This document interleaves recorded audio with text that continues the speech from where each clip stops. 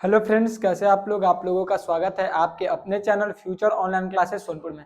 जैसा कि आप लोगों को हम बता दें कि हम लोग बिहार डीएलएड 2026 के साइंस के सीट लगा रहे हैं, मतलब कि प्रीवियस ईयर क्वेश्चन, जितने भी प्रीवियस ईयर क्वेश्चन पूछे गए उन्हीं को लगा रहे हैं।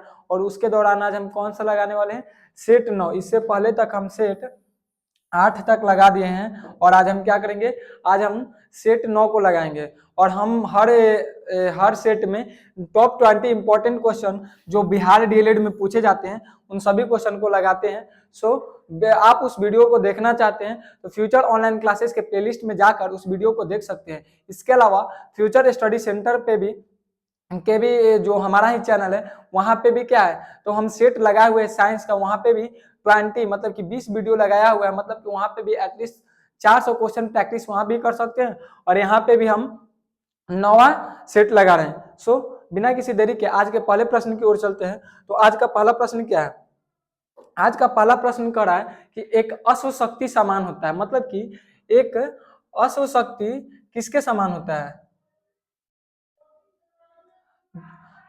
जो एक अश्व शक्ति होता है वो किसके समान होता है, 1 किलोवाट के, 746 वाट के, 1 वाट के या 1 जूल के कितना के बराबर होता है एक अश्व शक्ति। तो एक अश्व शक्ति का अर्थ क्या होता है, एक अश्व शक्ति मतलब कि हॉर्स पावर। आप नाम सुने होंगे, जब आप बाइक या कुछ खरीदने जाते हैं तो बोला जाता है ना कि हाँ हॉर्स पावर, इतना हॉर्स पावर का मेरा गाड़ी है। तो वो जो होता है हॉर्स पावर, उसी को क्या बोलते हैं हिंदी में, इंग्लिश में क्या बोला जाता है, हॉर्स पावर। मतलब कि जब बाइक खरीदा जाता है, जब आप बाइक खरीदने जाते हैं या सुनते होंगे किसी के मुंह से कि हाँ मेरा 20 हॉर्स पावर के बाइक है, तो 50 हॉर्स पावर के गाड़ी ये है। तो हॉर्स पावर होता है क्या है, हॉर्स पावर के अलावा यहाँ पे लिखा हुआ है शक्ति। शक्ति का अर्थ क्या होता है, शक्ति का आप डिफिनेशन पढ़े होंगे कि जो काम को जितना जल्दी कर दे उसको शक्ति बोला जाता है। मतलब कि work upon time. Power is equal to क्या होता है, शक्ति is equal to, power is equal to work upon time. Work upon time मतलब कि किसी काम को कितना जल्दी कर दे उसको क्या बोलते हैं, शक्ति बोलते हैं। उसको किस में नापते हैं, शक्ति में नापते हैं। उसका इकाई शक्ति होता है। तो उसका यही पूछ रहा है कि एक हॉर्स पावर, तो वो हॉर्स पावर होता है वो 746 वाट के बराबर है। 746 क्या होता है, 746 वाट के बराबर होता है। अब बात करते हैं question number second. Question number second में क्या बोल रहा है, क्वेश्चन नंबर सेकंड में बोल रहा है कि, क्वेश्चन नंबर सेकंड में क्या पूछ रहा है कि पेट्रोलियम गैस होती है, जो पेट्रोलियम गैस होता है वो होती है किसका बना होता है, इथेन का होता है, प्रोपेन का होता है, ब्यूटेन का होता है या सभी का मिश्रण होता है। मतलब कि जो पेट्रोलियम गैस होता है वो किसका मिश्रण होता है। तो पेट्रोलियम गैस के बारे में सुने होंगे, पेट्रोलियम गैस क्या होता है, एलपीजी हो गया, तो उसका फुल फॉर्म क्या होता है, लिक्विफाइड पेट्रोलियम गैस। इसके अलावा जितने भी तरह के पेट्रोलियम गैस होते हैं वो किसका मिश्रण होता है। तो एलपीजी बेसिक मतलब कि जो पेट्रोलियम गैस होता है वो इथेन, प्रोपेन, ब्यूटेन मतलब कि सभी का मिश्रण होता है। मतलब कि उसमें सभी का मॉलिक्यूल होता है। और इथेन का होता है C2H6, C2H4, ये सभी का क्या होता है, सभी का मिश्रण होता है। और वही बात करें कि पेट्रोलियम का उपयोग, तो पेट्रोलियम का उपयोग हम घर में खाना बनाने के लिए करते हैं। वाहन को चलाने में भी हम, जो वाहन को चलाने में जो पेट्रोल डाला जाता है वो भी क्या होता है, पेट्रोलियम होता है। हम उद्योगों में उपयोग करते हैं, वहां पे किस चीज का उपयोग किया जाता है, तो पेट्रोलियम का उपयोग। मतलब कि पेट्रोलियम का उपयोग अलग अलग जगह पे अलग अलग तरह से किया जाता है। अब बात करें क्वेश्चन नंबर 3 में क्या पूछ रहा है, क्वेश्चन नंबर 3 में कह रहा है कि एक तत्व के समस्थानिक, मतलब कि एक तत्व के सब स्थानिक में न्यूट्रॉनों की संख्या समान होती है, या न्यूट्रॉन की संख्या समान होती है, या इलेक्ट्रॉन की संख्या समान होती है, या प्रोटॉन की संख्या समान होती है, प्रोटॉन की संख्या भिन्न भिन्न होती है, या प्रोटॉन की संख्या समान होती है किंतु न्यूट्रॉन की संख्या भिन्न होती है। मतलब कि निम्नलिखित में से कौन सा ऑप्शन सही है। तो आप जानते होंगे कि एक तत्व समस्थानिक किसको बोलते हैं। सबसे पहले हम समझते हैं कि समस्थानिक किसको बोलते हैं। समस्थानिक का अर्थ हो गया कि वैसा तत्व जिसका परमाणु संख्या तो समान हो, लेकिन परमाणु संख्या परमाणु संख्या तो समान हो लेकिन परमाणु द्रव्यमान भिन्न भिन्न, उसको क्या बोलते हैं, समस्थानिक बोलते हैं। जैसे कि बात करते हैं कि हाइड्रोजन का, एक हाइड्रोजन होता है, हाइड्रोजन जिसका एटॉमिक नंबर 1 और एटॉमिक मास 1 होता है। एक होता है हाइड्रोजन जिसका एटॉमिक मास 1 ही होता है, लेकिन एटॉमिक वेट की बात करें तो वो 2 होता है। और एक और हाइड्रोजन होता है जिसको H1 और H3, मतलब कि यहाँ पे क्या है, सबका नीचे जो लिखा जाता है उसको परमाणु संख्या बोलते हैं, और जो ऊपर लिखा जाता है उसको परमाणु बोलते हैं। मतलब कि 1 2 3 जो लिखा गया है ये क्या है, ये परमाणु भार है, और जो एक एक लिखा गया है ये परमाणु संख्या है। तो ये क्या है, इसका समस्थानिक, मतलब कि जो इसका स्थान है वो तो सेम है, लेकिन इसका भार की बात करें तो इसका भार भिन्न भिन्न है। इसको क्या बोलते हैं, इसको प्रोटियम, ड्यूट्रियम और ट्रिटियम बोलते हैं। इसके बारे में हम पहले भी बता चुके हैं कि इसको जो एक है उसको बोलते हैं प्रोट्रियम, इसको क्या बोलते हैं, प्रोट्रियम, इसको बोलते हैं ड्यूटेरियम, और इसको बोलते हैं टेटेरियम, प्रोट्रियम, ड्यूटेरियम और टेट्रियम बोलते हैं।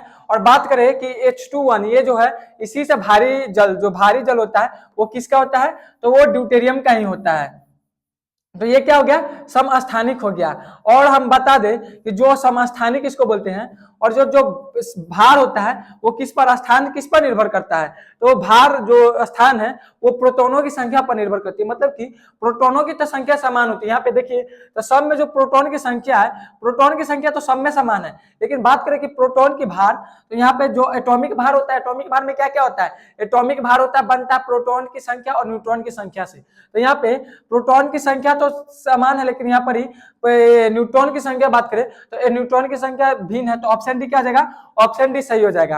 अब बात करते हैं क्वेश्चन नंबर 4। तो क्वेश्चन नंबर 4 में क्या पूछ रहा है, क्वेश्चन नंबर 4 में पूछ रहा है कि संतुलित आहार निर्भर करता है, संतुलित आहार निर्भर करता है व्यक्ति विशेष की आयु पर, स्वास्थ्य पर, व्यवसाय पर या सभी पर। मतलब कि जो संतुलित आहार है वो किस पर निर्भर करती है, तो संतुलित आहार का मतलब कि आहार का क्या हो गया, खाना, मतलब कि जो हम भोजन करते हैं वो किस चीज पर निर्भर करता है।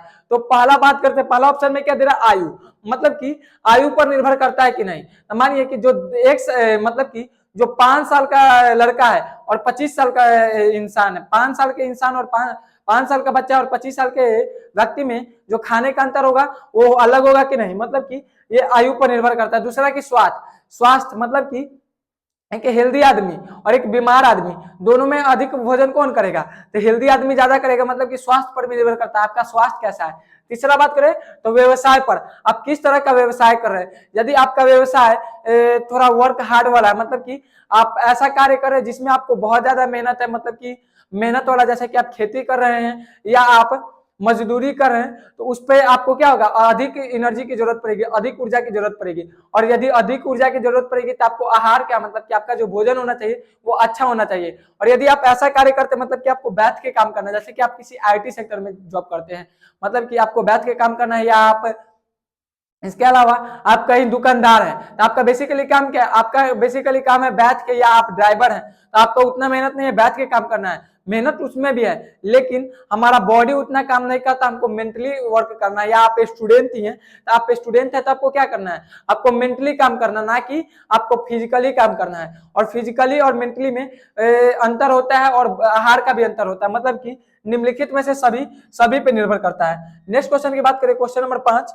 तो क्वेश्चन नंबर 5 में क्या बोला है, क्वेश्चन नंबर 5 में पूछ रहा है कि हरित क्रांति के दौरान किस खाद्यान्न का उत्पादन बढ़ा था। मतलब कि जो हरित क्रांति आया था उसमें अधिक किस चीज का, अधिक खाद्यान्न का उत्पादन किसका हुआ था, गेहूं का हुआ था, धान का हुआ था, मकई का हुआ था, या तिलहन का हुआ था।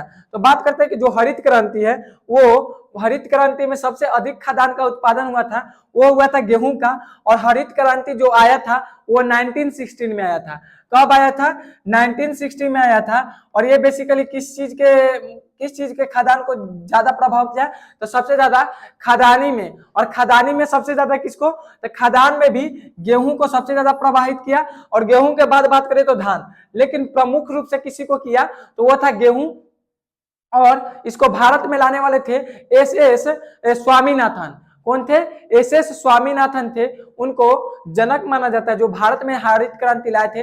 और ये सबसे पहले कहाँ आया था, तो ये हमारे जो पंजाब और हरियाणा का क्षेत्र है इसमें हरित क्रांति पहले आया था। वहां पे। और हरित क्रांति में बेसिकली हुआ क्या था, हरित क्रांति में बेसिकली ये हुआ था कि जो हमारा जो खदानी फल है, जितने भी खदानी फल है उसकी वृद्धि हुई थी। हमारा जो खदान है उसकी मात्रा, उपज की मात्रा को बढ़ाने के लिए नई नई तकनीकी का उपयोग किया गया। और ये कब किया गया था, 1960 में सर्वप्रथम लाया गया था। और इंडिया में लाने वाले पहले व्यक्ति कौन थे, तो वो थे एस स्वामीनाथन उनका नाम था। और वो किसमें, उसमें सबसे ज्यादा उत्पादन किसका बढ़ाया, तो वो था गेहूं का। अब बात करें क्वेश्चन नंबर 6। क्वेश्चन नंबर 6 में क्या पूछ रहा है कि भारत में गौवंश की नस्लें कितनी है। मतलब कि भारत में गाय की नस्लें कितनी है, 32, 7, 25 या 5। मतलब कि निम्नलिखित में से गौ की वंश की कितनी है। तो बात करें तो गौ का जो वंश है वो भारत में आप बिहार डीएलएड या अभी तक जो जवाब बताया जाता है वो है 25। इससे ज्यादा भी, मतलब कि अभी तो इससे ज्यादा नस्ल है, लगभग 25 या 25 से ऊपर भी है, लेकिन बेसिकली 25 मान के जाना जाता है। और यदि गौ के जगह पर यदि हाथी का पूछ लिया जाता है, भैंस का पूछ लिया जाता है, बफेलो का पूछ लिया जाता है, तो बफेलो का होता है 7। मतलब कि भैंस की 7 प्रजाति है और गौवंश की 25। अब बात करें क्वेश्चन नंबर 7। क्वेश्चन नंबर 7 में क्या पूछ रहा है, क्वेश्चन नंबर 7 में पूछ रहा है कि खदानों के भंडारण के दौरान ऊष्मा के उत्पादन का कारण। मतलब कि जब खदानों को, मतलब कि जो खदान होता है उसको जब भंडारण किया जाता है उसके दौरान जो ऊष्मा के उत्पादन का कारण क्या होता है, उसमें ऊष्मा का उत्पादन का कारण क्या होता है, कीटों द्वारा ग्रसन सॉरी, वायुमंडलीय दबाव में कमी, आर्द्रता में कमी, या नमी की अधिक और कवक की वृद्धि। मतलब कि जब खदानों को भंडारण किया जाता है, जब खदानों को भंडारण किया जाता है, सुरक्षित किया जाता है, तो उस वक्त ऊष्मा, जो ऊष्मा की उत्पत्ति होती है, वो ऊष्मा की उत्पत्ति का कारण क्या होता है, तो वो होता है नमी की अधिकता। मतलब कि नमी की अधिकता और कवक की वृद्धि, यही क्या होता है, वही कारण होता है ऊष्मा का।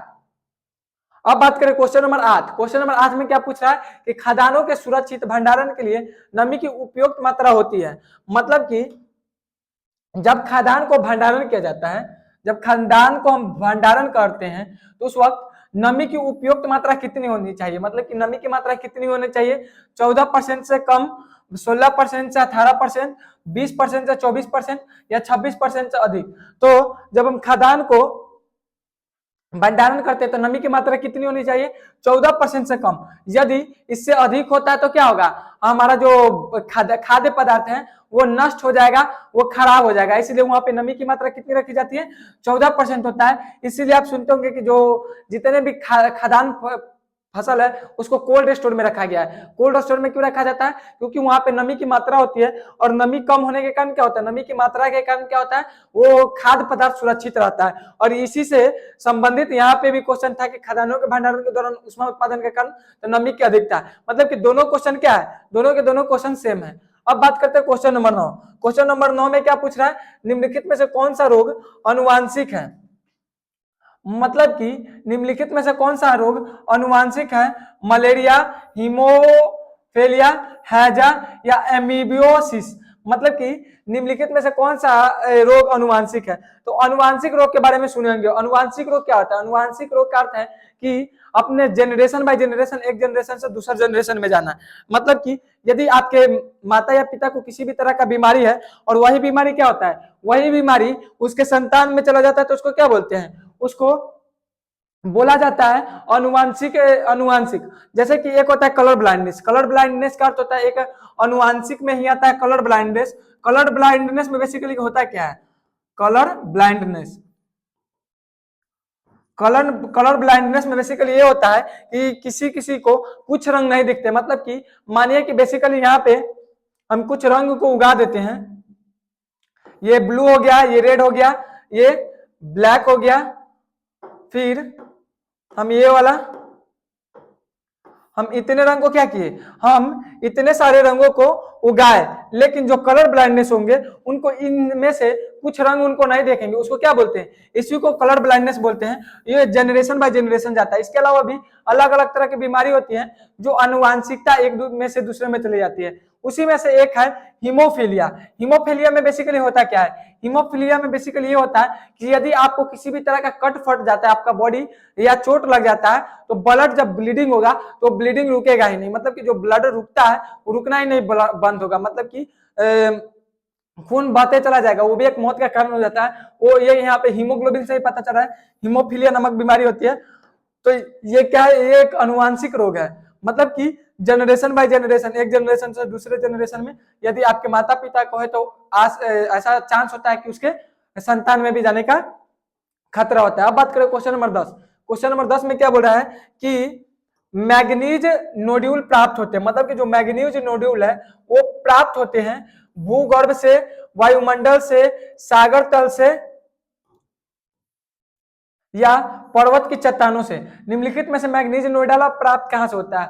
हम बात करें जो मैग्नीज नोड्यूला है वो प्राप्त होता है बेसिकली समुद्र तल से। कहां से प्राप्त होता है, समुद्र तल से प्राप्त होता है, वायुमंडल, सागर तल से, पर्वतों की चट्टानों से। मतलब कि सागर तल बोलिए या समुद्र तल बोलिए, वो कहां से, वहां से प्राप्त होता है, समुद्र बोलिए या सागर तल बोलिए, ये होता है। और इसमें बेसिकली क्या कैसा होता है, मतलब कि जिस तरह से छोटा छोटा कंकर होता है उसी तरह से क्या होता है वहां पे मैग्नीज का ढीला पाया जाता है, जो क्या होता है समुद्र के तल में पाया जाता है, और उसको क्या किया जाता है वहां से निकाला जाता है। कहां से, समुद्र के तल से। मतलब कि जिस तरह से हमारे यहाँ छोटा छोटा स्टोन होते हैं वो कैसे होते हैं, जमा हो जाते हैं, उसी तरह क्या होता है मैग्नीज का नोडुल, उसको क्या बोलते हैं, मैग्नीज नोडुल पाते हैं, वो सागर तल में पाया जाता है। क्वेश्चन नंबर 11 की बात करते हैं तो क्वेश्चन नंबर 11 में क्या पूछ रहा है, क्वेश्चन नंबर 11 में कह रहा है निम्नलिखित में से कौन सा मिश्र धातु है। ये बहुत ही इजी क्वेश्चन है और बहुत बार रिपीटेड क्वेश्चन भी है। तो क्या कीजिए आप इसका जवाब दीजिए, तब तक हम देख रहे हैं कि रिकॉर्ड हो रहा है या नहीं हो रहा है, कि निम्नलिखित में से कौन सा मिश्र धातु है। और इसके बारे में हम बहुत बार बता चुके भी हैं कि हाँ इसमें से कौन सा मिश्र धातु है। तो देख के ही पता चल रहा होगा कि सोना जो है ये एक धातु है। सोना क्या है, ये एक तरह का धातु है। लोहा भी एक तरह का धातु है, मतलब कि एटम है। जस्ता भी एक तरह का धातु है। लेकिन पीतल जो है वो एक तरह का मिश्र धातु है। मतलब कि इसको किस तरह से बनाया जाता है, तो इसको जस्ता और तांबा के मिश्रण से बनाया जाता है। इसको किसके मिश्रण से बनाया जाता है, जस्ता और तांबा को मिला के पीतल का निर्माण करा जाता है। तो ये क्या हो गया, ये मिश्र धातु हो गया। बहुत ही इजी क्वेश्चन और रिपीटेड क्वेश्चन है। अब बात करें क्वेश्चन नंबर 12। क्वेश्चन नंबर 12 में क्या बोल रहा है, क्वेश्चन नंबर 12 में पूछ रहा है कि पृथ्वी की भूपर्वती पर सर्वाधिक उपलब्ध अधातु है। मतलब कि जो पृथ्वी की भूपर्वती है उस पर सर्वाधिक उपलब्ध अधातु कौन सा है, सिलिकॉन है, कार्बन है, फास्फोरस है या सल्फर है। तो यदि आप क्वेश्चन को पढ़े तो क्वेश्चन में क्या करा कि पृथ्वी की भूपर्वती पर सर्वाधिक उपलब्ध अधातु कौन सा है, तो वो अधातु सिलिकॉन है। कौन है, सिलिकॉन है। और सिलिकॉन किस तरह से है, तो सिलिकॉन बेसिकली 28% से 30% पाया जाता है। जैसे कि कार्बन के बारे में जानते होंगे कि हमारे भूपर्वती में 0.03% पाया जाता है या अलग अलग, लेकिन इसके मात्रा की बात करें तो ये लगभग 28% पाया जाता है। ऑक्सीजन के बाद कोई ऐसा धातु है जो अधिक मात्रा में पाया जाता है। मतलब कि ऑक्सीजन भी क्या है, ऑक्सीजन भी एक तरह का अधातु है, लेकिन इस ऑप्शन में ऑक्सीजन नहीं दिया गया। यदि ऑक्सीजन रहता और सिलिकॉन रहता तो हम ऑक्सीजन को ही मानते। ऑक्सीजन की मात्रा की बात करें तो ऑक्सीजन की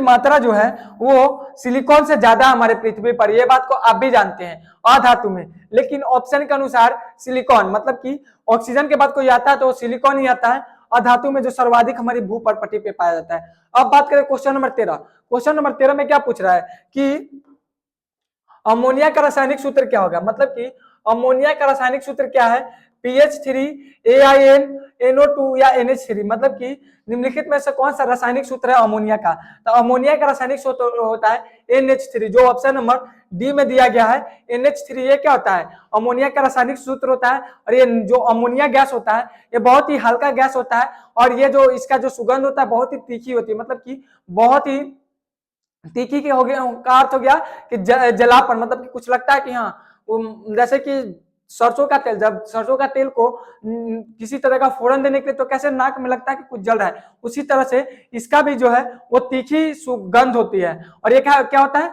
बहुत ही हल्का गैस होता है। क्वेश्चन नंबर 14 की बात करते हैं तो क्वेश्चन नंबर 14 में क्या पूछ रहा है कि निम्नलिखित में से कौन सा संसलित रेशा है। मतलब कि निम्नलिखित में से कौन सा संसलित रेशा नहीं है। सॉरी संश्लेषित रेशा नहीं है, मतलब कि इसमें से कौन सा संश्लेषित रेशा नहीं है? रेयन, नायलॉन, पॉलीस्टाइरीन या रुई, निम्नलिखित में से कौन सा संश्लेषित रेशा नहीं है? संश्लेषित का अर्थ क्या है कि हम लोग बनाए, संश्लेषित मतलब कि हम लोग बनाए, और असंश्लेषित मतलब कि प्राकृतिक द्वारा प्राप्त। तो आप जानते होंगे कि जो रेयन हो गया, नायलॉन हो गया या पॉलीस्टाइरीन हो गया, इसको हम अलग अलग मतलब कि अलग प्राकृतिक मटेरियल से क्या करते हैं, उसका निर्माण करते हैं। लेकिन जो रुई है वो क्या है, ये संश्लेषित रेशा नहीं है, प्राकृतिक रूप से हमको रुई की प्राप्ति होती है, रुई को हम बनाते नहीं है। अब बात करें क्वेश्चन नंबर 15। क्वेश्चन नंबर 15 में क्या पूछ रहा है? क्वेश्चन नंबर 15 में पूछ रहा है कि निम्नलिखित तत्वों में से किसका गलनांक सबसे कम है? मतलब कि निम्नलिखित में से किस तत्व का गलनांक सबसे कम है, मतलब कि गलनांक सबसे कम है। इसका अर्थ क्या हो गया कि मतलब कि उसको गलाना बहुत ही मुश्किल है, उसको गलाया नहीं जा सकता है, गलनांक। और एक होता है क्वथनांक, मतलब कि उबलना।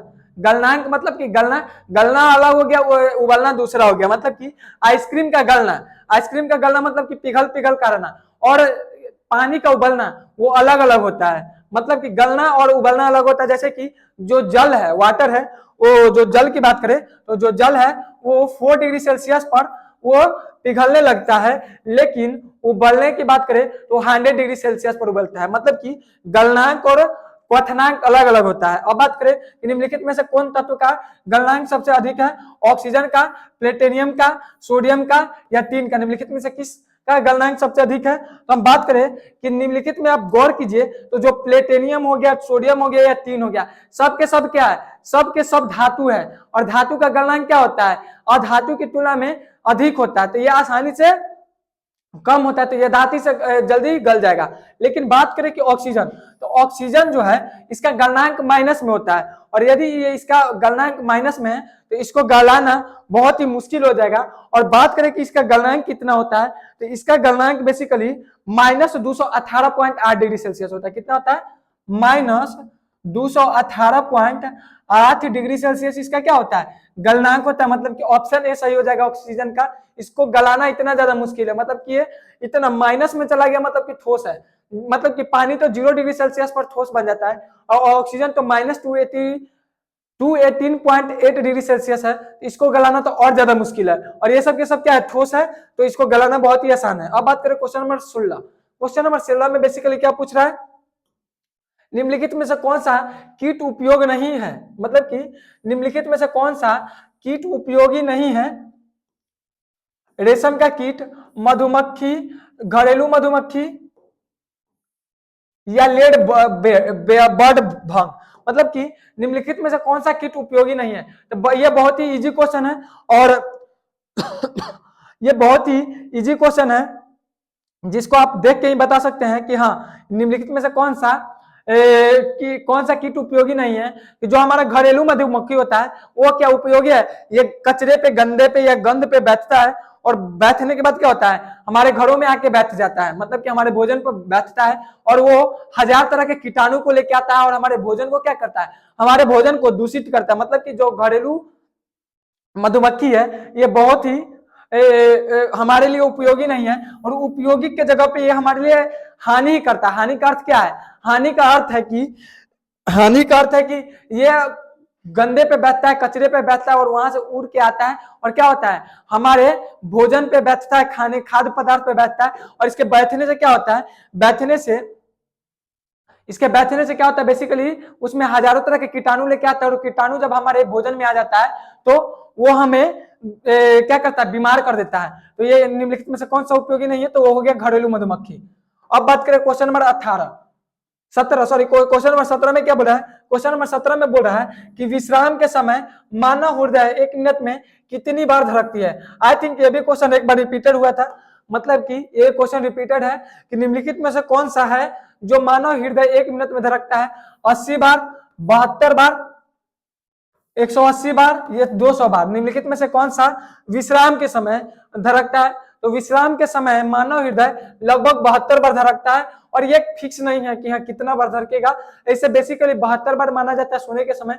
यदि आप दौड़ रहे हैं या मेहनत का काम कर रहे हैं या दौड़ रहे हैं स्पीड में, आपका जो हृदय का है वो हल्का बढ़ जाएगा, और यदि विश्राम करें तो थोड़ा सा घट जाएगा, जिसके बारे में इससे पहले प्रीवियस सेट में हम बात किए थे, अच्छी तरह से बात किए थे इस टॉपिक पे। तो जब हम विश्राम करते हैं तो हमारे नॉर्मल जागे हुए या किसी कार्य को करते हुए या दौड़ने की तुलना में क्या होता है, हमारा मानव हृदय जो है वो कम पंप करता है। और मतलब कि हृदय का धड़कना बेसिकली होता है क्या, हृदय का धड़कना बेसिकली हमारे ब्लड को पंप करता है, मतलब कि खून को वो पंप करके हमारे वेन में भेजता है और वो हमारे शरीर के हर एक ब्लड में जानते होंगे कि ऑक्सीजन होता है, और वो ऑक्सीजन क्या करता है, हमारे बॉडी के हर एक कोशिका को, हर एक सेल को ऑक्सीजन देके रिटर्न आता है और फिर वो फेफड़ा में जाकर जाता है, फुसफुस धमनी के द्वारा पुलमोनरी वेन भी बोलते हैं, और वहां से जाके क्या करता है, वो ब्लड को लेता है एंड देन वही उसका काम है। मतलब कि यही हमारा मानव हृदय करता है, इसका बेसिकली काम है सिर्फ पंप करना। अब बात करते हैं क्वेश्चन नंबर 18। क्वेश्चन नंबर 18 में क्या करा है कि विद्युत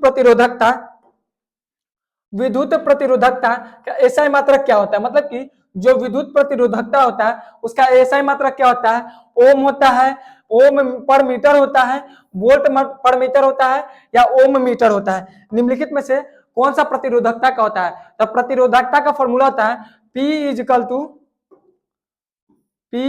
to R into A upon L।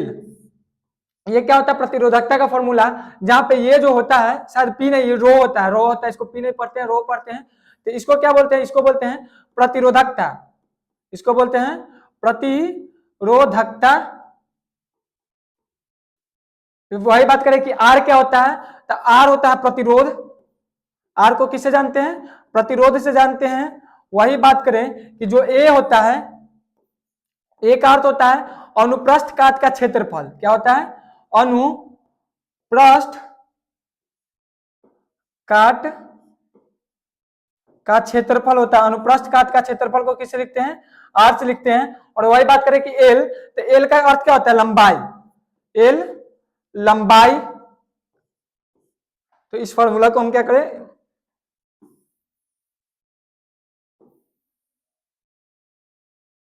तो P is equal to R into L, ये किसका फॉर्मूला है, ये प्रतिरोधकता का फॉर्मूला है। तो हम बात करें कि यहाँ पे P मतलब कि जो रो होता है वो रो को किस में लिखा जाता है, इसको ओम में लिखते हैं। वही बात करें कि एरिया का फॉर्मूला क्या होता है, एरिया का एसआई मात्रक, ये रो का एसआई मात्रक क्या, मतलब कि प्रतिरोध का एसआई मात्रक होता है ओम, एरिया का होता है मीटर स्क्वायर, और इसका क्या होता है, लेंथ को किस में नापते हैं, लेंथ को मीटर में नापते हैं। तो ये क्या होगा, एम से स्क्वायर कट जाएगा, तो रो इंटू मीटर, मतलब कि इसको क्या पढ़ते हैं, ओम मीटर, ओम मीटर। मतलब कि विद्युत प्रतिरोध का एसआई मात्रक क्या हो जाएगा, तो विद्युत प्रतिरोधक का एसआई मात्रक हो जाएगा ओम मीटर। कैसे आया, इसको क्या बोलते हैं, प्रतिरोध बराबर, इसको क्या बोलते हैं, प्रतिरोधकता बराबर प्रतिरोध गुने अनुप्रस्थ काट का क्षेत्रफल बटा लंबाई। तो यहाँ क्या अनुप्रस्थ जो प्रतिरोध होता है, प्रतिरोध को ओम में लिखते हैं, अनुप्रस्थ काट का क्षेत्रफल को मीटर स्क्वायर में लिखते हैं, और वही बात करें कि लेंथ को मीटर में लिखते हैं। और यदि हम मीटर से स्क्वायर को काटे तो क्या बचेगा, ओम मीटर। तो 18 नंबर का क्या हो जाएगा, 18 नंबर का ऑप्शन नंबर डी हो जाएगा। अब बात करें क्वेश्चन नंबर 19। क्वेश्चन नंबर 19 में क्या बोल रहा है कि प्लास्टर ऑफ पेरिस का रासायनिक सूत्र क्या होता है, मतलब कि जो प्लास्टर ऑफ पेरिस होता है, जिसको शॉर्ट फॉर्म में पीओपी भी बोलते हैं, और इसका रासायनिक सूत्र क्या होता है, CSO4.2H2O, CSO4.5H2O, Na2CO3.10H2O, या इनमें से कोई नहीं। मतलब कि निम्नलिखित में से कौन सा प्लास्टर ऑफ पेरिस का सूत्र है, तो प्लास्टर ऑफ पेरिस को शॉर्ट फॉर्म में पीओपी बोलते हैं, क्या बोलते हैं, पीओपी बोलते हैं। और इसका रासायनिक सूत्र का बात करें तो इसको रासायनिक सूत्र होता है CaSO4.5H2O। इसका रासायनिक सूत्र क्या होता है, CaSO4.5H2O, और इसको किससे बनाया जाता है, तो जिप्सम से बनाया जाता है। इसको मतलब कि प्लास्टर ऑफ पेरिस का कहां से बनाया जाता है, जिप्सम से बनाया जाता है। ठंड के कारण राइटिंग भी बढ़िया नहीं हुआ है। प्लास्टर ऑफ पेरिस का फॉर्मूला क्या होता है, जिप्सम से बनाया जाता है, जिप्सम। और हम बात करें कि जिप्सम का फॉर्मूला क्या होता है, तो जिप्सम का फॉर्मूला होता है CaSO4.2H2O, मतलब कि CaSO4.2H2O जो ऑप्शन नंबर ए में दिया हुआ है, ये किसका फॉर्मूला है, तो ये फॉर्मूला है ये बेसिकली फॉर्मूला किसका है, तो ये बेसिकली फॉर्मूला है प्लस जिप्सम का फॉर्मूला CaSO4.2H2O। और इसी को क्या किया जाता है, इसी को जब गर्म किया जाता है 100 डिग्री सेल्सियस तक गर्म करते हैं तो क्या होता है, इससे हाफ H2O निकल जाता है, हमको क्या बचता है, CaSO4.5H2O बचता है। और इसी को क्या बना जाता है, पीओपी बोलते हैं। और हम बात करें कि पीओपी का उपयोग, तो पीओपी का उपयोग का बात करें तो इसका उपयोग होता है, डॉक्टर उपयोग करता है हमारे बॉडी के किसी भी हड्डी उड्डी टूट जाता है तो उसको जोड़ने में, या हम बात करें तो इसको उपयोग किया जाता है इमारत बनाने में, भवन बनाने में, मूर्ति बनाने में, खिलौना बनाने में। इस सब में किसका उपयोग किया जाता है, इसका उपयोग किया जाता है। तो ये क्या हो गया, ये जिप्सम हो गया। और इसका बात करें इसको क्या बोलते हैं, इसको बोलते हैं जिप्सम। ये किसका फॉर्मूला हो गया, ये हो गया जिप्सम का फॉर्मूला हो गया। आई थिंक ये क्वेश्चन रिपीटेड है, इससे पहले भी हम बताए थे। और ये बात करें कि सोडियम कार्बोनेट डॉट 10H2O, तो ये होता है वॉशिंग सोडा। किसका, वॉशिंग सोडा। वॉशिंग सोडा का फॉर्मूला होता है,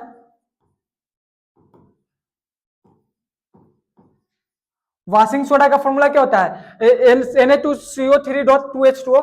वही बात करें कि जो खाने वाला सोडा होता है उसका फॉर्मूला होता है सोडियम कार्बोनेट। और उसी में जब हम 10 मॉलिक्यूल का, जब जिस तरह से इसमें H2O हाफ H2O लगाया जाता है, इसी तरह इसमें 10 मॉलिक्यूल ऑक्सीजन, जल का 10 मॉलिक्यूल मिलाते तो क्या मिलता है हमको, प्लास्टर ऑफ पेरिस मिलता है। अब बात करें आज के लास्ट प्रश्न, क्वेश्चन नंबर 20। क्वेश्चन नंबर 20 में क्या पूछ रहा है, क्वेश्चन नंबर 20 में पूछ रहा है कि एक बालक है जो अपने घर से पूर्व दिशा में 100 मीटर की दूरी 50 सेकंड में तय कर रहा है। मतलब कि कोई बच्चा है जो अपने घर से क्या कर रहा है, 100 मीटर की दूरी, मतलब कि पूर्व दिशा में 100 मीटर की दूरी क्या कर रहा है, तय कर रहा है, और अपनी दिशा बदल लेता है। उसके बाद क्या करता है, अपनी दिशा बदल लेता है और पुनः 100 मीटर की दूरी 50 सेकंड में तय कर वापस घर लौट जाता है। तो उस बालक का औसत वेग क्या हो जाएगा, मतलब कि औसत वेग पूछ रहा है, एवरेज वेलोसिटी। तो एवरेज वेलोसिटी किसको बोलते हैं, डिस्प्लेसमेंट ऑफ टाइम। मतलब वेलोसिटी का फॉर्मूला क्या होता है, औसत वेग का फॉर्मूला क्या होता है, विस्थापन अपॉन समय। औसत वेग बराबर, औसत वेग बराबर, औसत वेग बराबर क्या होता है, प्राथमिक दूरी अंतिम दूरी माइनस प्राथमिक दूरी बटा समय, यही नहीं होता है, अंतिम दूरी